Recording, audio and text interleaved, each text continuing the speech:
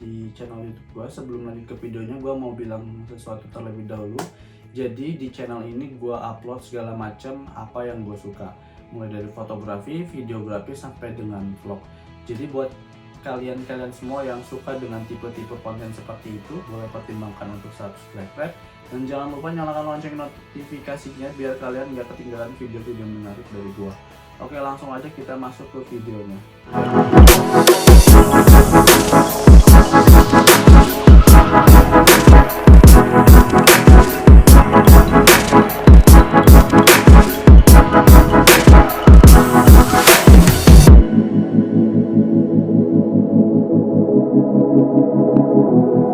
Di video kali ini kita akan membahas tentang berapa sih uang yang harus kita keluarkan selama 1 bulan di Pontianak atau biaya hidup di Pontianak.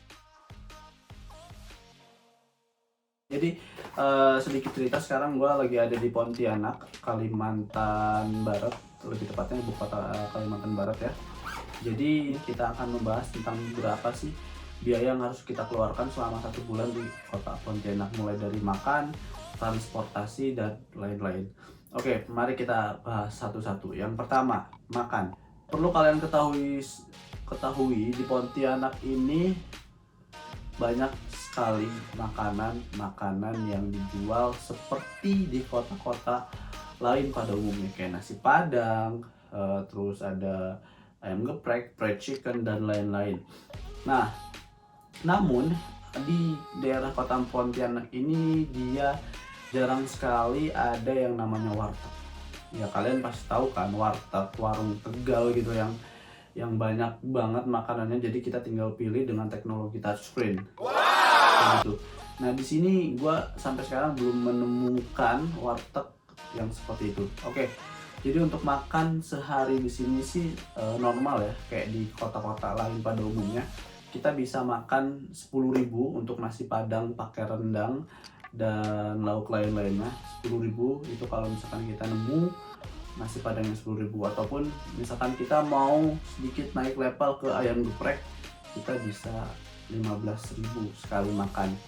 Itu kalau misalkan kita beli sendiri. Nah, akan lebih hemat lagi kalau misalkan kita masak nasi di rumah atau di kosan. Kita punya alat masak di kosan, itu bakal lebih murah. Oke, kalau misalkan kita sekali makan itu 15.000 dikalikan kalian 3 kali makan, jadi kalian harus mengeluarkan biaya sehari untuk makan sekitar 45.000.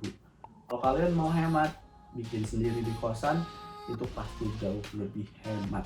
Oke, untuk selanjutnya kita akan membahas tentang transportasi yang ada di Pontianak itu apa aja sih.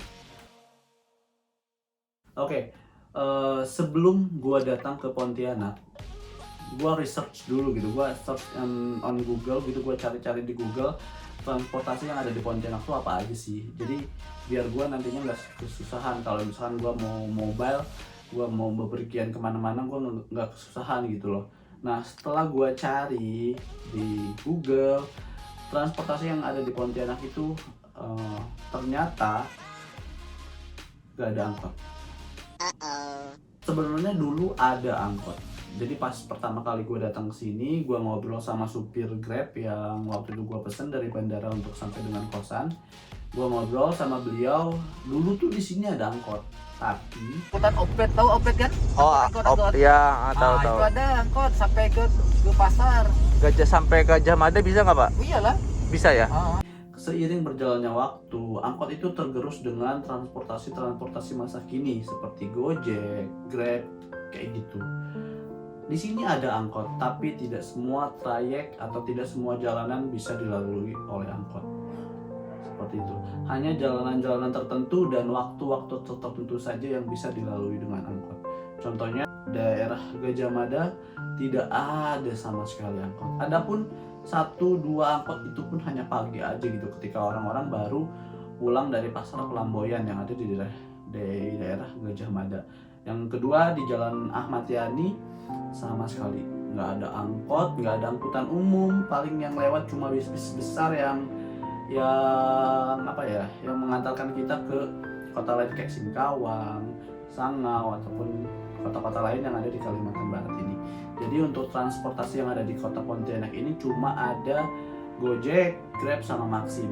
Nah, kalian bisa manfaatkan itu. Untuk harganya bervariatif. Kalau gua sendiri user Grab karena sering banyak promo, tapi buat kalian semua yang setuju kalau Grab lebih banyak promo bisa komen di bawah. Nah, jadi kesimpulannya transportasi di Pontianak ini sama sekali tidak ada angkot. Untuk transportasinya hanya ada transportasi online, Gojek, Grab, sama Maxim. Jadi buat kalian mahasiswa di sini yang aktivitasnya sangat mobile, atau buat kalian yang mau kerja di daerah Pontianak, direkomendasikan sekali kalian punya kendaraan pribadi seperti motor. Kalian bisa sewa motor ataupun kalian bisa beli motor-motor second lah yang ada di sini untuk beraktivitas di daerah sekitar Pontianak. Untuk bepergian kemana-mana itu lebih memudahkan kalian secara mobilitas gitu loh. Dan ada untungnya juga. Kenapa di Pontianak gak ada angkot, itu ada untungnya. Dengan tidak adanya angkutan umum, Pontianak jarang sekali macet. Setuju gak sih? Dan ada untungnya juga. Kenapa di Pontianak gak ada angkot, itu ada. Dengan tidak adanya angkutan umum, Pontianak jarang sekali macet. Setuju gak sih? Dan selama 3 bulan di sini, gue sering bepergian ke daerah yang ada di Pontianak ini. Jarang denger orang Pontianak itu ngebunyiin klakson mobil ataupun klakson motornya. Ya kan, kalau misalkan contohnya di kota gue sendiri gitu, di Bogor, kalau misalkan lampu merah nih, lampu merahnya itu belum beres gitu, masih kayak ada berapa detik lagi di motor di belakang lo, itu bikin kayak kesel banget ya kan. Nah, bedanya di sini jarang yang kayak gitu, bahkan bisa dibilang nggak ada. Jadi orang-orang sini itu lebih ke kalem gitu. Kalau misalkan emang lampu merah, ya udah ditunggu sampai lampu merahnya itu beres baru mereka jalan. Jarang sekali gue dengar apa itu yang namanya klakson mobil ataupun motor. Itu dia untuk transportasi. Makanan sudah, transportasi sudah. Oke, sekarang lanjut ke kita bahas wisatanya. Flashback balik lagi ke belakang, sebelum gua berangkat ke Pontianak, gua selalu search apa aja wisata yang ada di Pontianak, dan ternyata tidak ada.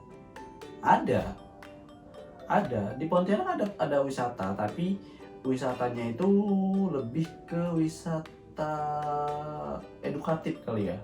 Kayak kalau untuk gue sendiri yang hobi pantai kayak gitu-gitu, di Pontianak gak ada pantai. Jadi kalau misalkan kalian mau ke pantai, kalian bisa melimpir sedikit, 3 jam dari Pontianak kalian bisa ke daerah Singkawang ataupun daerah Mempawah. Di sana ada pantai. Tapi kan lumayan ya, membutuhkan effort lebih dari kita untuk pergi berlibur. Makanya sampai dengan detik ini gue belum liburan kemana-mana. Jadi belum ada vlog. Oke, mungkin cukup sekian yang gua bahas tentang Pontianak. Selebihnya nanti akan gua ceritain di video-video selanjutnya apa aja sih yang bisa gua temuin di daerah Pontianak, entah itu makanannya, entah pun apa, segala macam. Oke, jadi buat kalian semua yang mau kerja di Pontianak ataupun mau kuliah di Pontianak, kalian bisa lihat video ini untuk sebagai bandingan atau untuk rekomendasi berapa sih biaya atau budget yang harus kita keluarkan per hari di Pontianak ini gitu loh. Dari mulai makan tadi udah kita bahas 45.000 sehari, 3 kali makan. Kalau misalkan kalian makannya 15. Tapi kalau kalian makannya lebih dari itu, ya biayanya lebih nambah lagi. Alangkah hematnya kalian beli rice cooker sendiri, kalian masak sendiri di kosan, dan kalian bawa bekal. Itu akan lebih menghemat pengeluaran kalian. Nah, untuk transportasi di sini memang ada Gojek, ada Grab, ada Maxim. Tapi untuk rekomendasi lebih baiknya kalian lebih baik sewa motor ataupun beli motor-motor second untuk mempermudah mobilitas kalian di daerah kota Pontianak. Nah, kalau misalkan kalian suntuk kerja, kuliah kayak gitu-gitu, di sini juga ada mall. Di sini ada 2 mall. Yang pertama ada Ayani Mall dan yang kedua ada Gaya Mall. Nah, untuk Gaya sendiri Ini mall baru, jadi untuk fasilitasnya lumayan banyak ya. Nah, di samping Gaya juga ada Transmart. Di Transmart itu banyak permainan. Mungkin itu yang bisa membuat kalian tidak jenuh dikala kalian kuliah ataupun dikala kalian kerja. Untuk wisatanya sendiri sih tidak terlalu banyak ya untuk Pontianak. Paling kalau misalnya kalian mau berwisata, kalian bisa pergi ke daerah Singkawang ataupun ke daerah Mempawah. Di sana banyak pantai dan wisata-wisata lainnya. Oke, mungkin cukup sekian video yang gua buat kali ini. Semoga kalian suka. Kalau misalkan kalian ada apa yang ingin kalian tanyakan, bisa tulis di kolom komentar, atau misalkan kalian ada yang kurang sependapat dengan saya, kalian bisa komen di kolom komentar ya. Oke, mungkin cukup sekian video yang saya buat. Kurang lebihnya mohon maaf dan bye bye.